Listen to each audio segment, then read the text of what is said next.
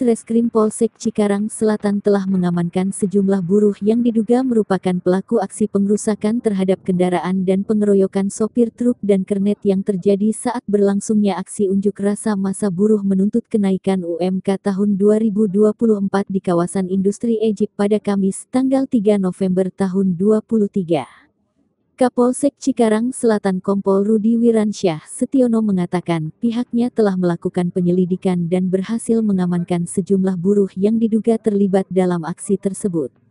Kompol Rudi mengungkapkan para buruh tersebut diamankan di sejumlah lokasi di kawasan industri Egypt.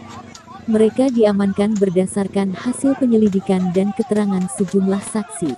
Diberitakan sebelumnya, seorang sopir truk menjadi sasaran amuk massa dalam demo buruh di kawasan industri Cikarang, Kabupaten Bekasi Kamis 30/11.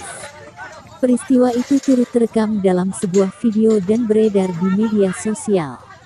Salah satunya diunggah akun Instagram @liputan_cikarang. Dalam informasi yang beredar disebutkan sopir truk itu dihakimi massa karena diduga menabrak buruh yang tengah mengikuti demo. Namun, informasi ini dibantah kepolisian. Rudi menyebut peristiwa itu disebabkan ada perkataan dari sopir truk yang menyinggung massa buruh sehingga terjadi aksi pengeroyokan tersebut.